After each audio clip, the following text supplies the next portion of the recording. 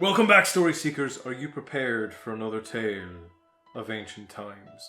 Today our story comes from the very depths of natural understanding and stretches all throughout human history and the world. The first of very few travelers in mythology, a titan, a Fomorian, if you will, in his time a living legend. Well known then, but now resting solidly in obscurity and being the very thing that mythology is made from. I am, of course, speaking of the Greenman. Now, for this tale, we're going to break away from convention a little bit, and rather than starting at the beginning, we shall begin at the end. That is to say, we're going to speak first about the most recent accounts of the Greenman in human history and the mystery that surrounds them. All throughout the continent of Europe, you can find his face carved into the walls surrounding gardens and orchards, carved into the sides of ancient buildings and churches, decorating the bottoms and tops of pillars in great buildings. But why? No one seems to understand or know the answer to this mystery. Why was this ancient pagan deity's face decorating holy buildings and gardens? Well, for that, we're going to need to rewind the clock a little bit. We're going to need to go back a few hundred years and see what he would have looked like then. Now, in this modern depiction, we normally see him depicted as having leaves bursting forth from his teeth, foliage growing from his face. But what did he look like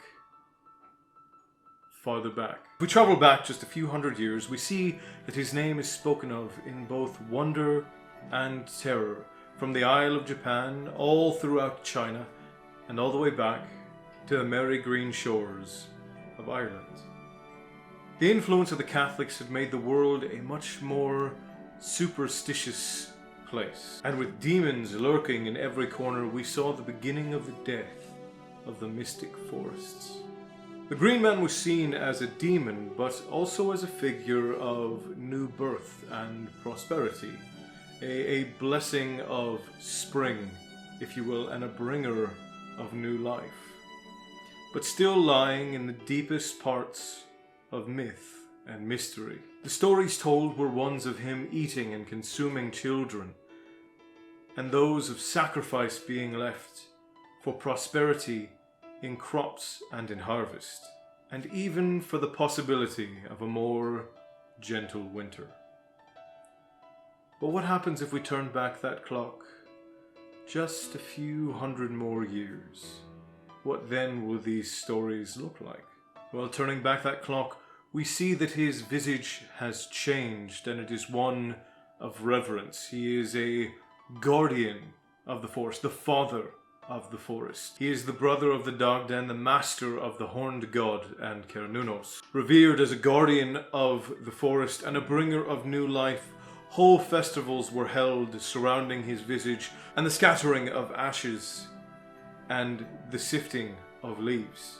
The sifting or stirring of leaves was a common practice between the 800s and the 1400s to prevent fires and prevent new undergrowth in forests. And it was also believed to stimulate new life in the surroundings of those forests. Now, in this time, the Greenman was depicted more man-like. He had a long white beard. He was depicted as an old man, but with vines and branches and leaves growing from his beard and hair. Somewhat of a Radagast the Brown sort of vibe. Now let's take one more trip back, and let's go a little bit further. Here where we find the time before the stories of the great titans had turned to that of the evil Fomorians. Now, it should be said that these tales are passed down directly through my line, and this is the only place that you will find them, so I bid you enjoy. The Greenman, then known as Anfaras, was the governance of flora in the natural world, the bringer of green life. Traveling across every continent and building new life wherever he went, taking inspiration from the mountains made by the mighty feet of the Dagda and Angus O and his brother, another titan known as Et Taran. Every new place brought incredible new colors and plant life. The colors of the flowers reflecting that of the sun itself, and becoming the very basis for so many mythologies all throughout the world. It was by his hand that the mystic forests were formed, and with them the very foundation of wonder and mystery that has inspired and struck fear and wonder into the heart of man all throughout human history. These mystic forests all across the globe, working to create a place where life could commune and grow without the harshities of the realm of which he was born in. He formed these forests to create and foster magic. Now, in this time, magic was life energy. It was the very energy that filled the air. So the more life that there was, the more magic there was. In this time, he resembled a man, but all accounts told him differently. Wherever he was, he seemed to be recognized in different ways, but his actions and his work were always unmistakable. What was always consistent is that he was constantly in bloom and always surrounded by light, by sunshine. And it was said that it seemed to dance around him, as though the light itself was joyous in his presence. So why is his face found in the walls of so many ancient buildings and at the tops and bottoms of so many grand pillars? Well, it's simple. It is to create new life inside. To wish new life and new birth inside, and strength and longevity for anything that is held up by that which bestows his face. Now, for all of you who are in the secret society of people who make it to the end of these videos, I have another small tidbit for you. While the figure of the Green Man is one of mystery and mythology, the one of Cernunnos is much more well known to modern mythologies and legends.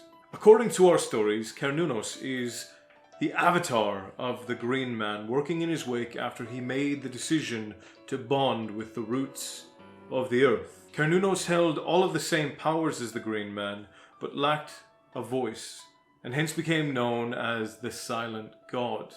Now, Cernunnos could only ever be seen in the day, and it is said that he walked with the sun, keeping the forests protected, and he was only ever seen in the daylight or at dawn when he started to walk. But there were figures reported to have his visage that appeared at night, and this god became known as the Horned God, a shadowy figure wrapped in mystery. But that story is for another time. Stay bloodthirsty, my friends, and remember, all hail. Welcome to the end, everyone. Thank you so much for watching. I appreciate the heck out of all of you guys. I've decided to start ending these videos with a little bit of like educational stuff, because I usually will give the names of like gods or areas, and a lot of people end up asking me in the comments what they mean. So I've decided that anytime that I use a different language in one of these videos, I will in fact just explain them to you at the end, so you don't have to ask. You're welcome. So I called the Green Man Anthoras, which is an old Celtic moniker, and now if you translate it literally it just means the forest, but when it's said in relation to him it means of all forests. But forest is a much more vague term in mythology, as it really means anything that has to do with like wood and plant life. But that is what the Green Man was referred to. He didn't have a name in particular. It's just like the Titan. Et Taran means of earth. So these Titans didn't have distinct names because that wasn't the practicality or the practice when these creatures existed. So yeah, And Foras is Gaelic, Irish Gaelic for the forest. And its older meaning is of the forest. Or of all forests. That being said, don't forget to follow me on Twitter and Instagram. That's where I post all my updates and polls.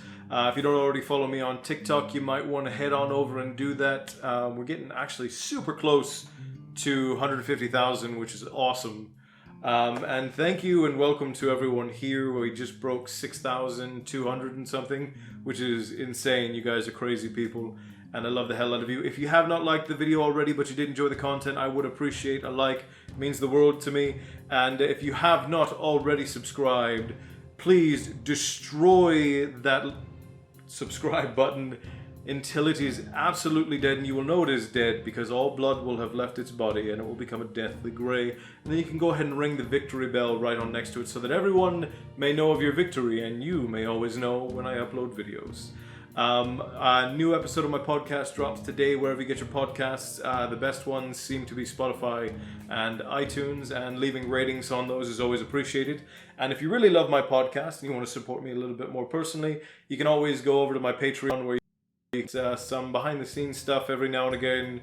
You can get the podcasts a week early.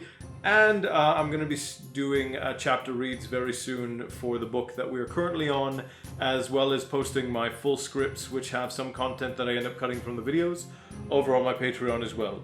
So, I know I already said it, but stay bloodthirsty, my friends, and remember, all in.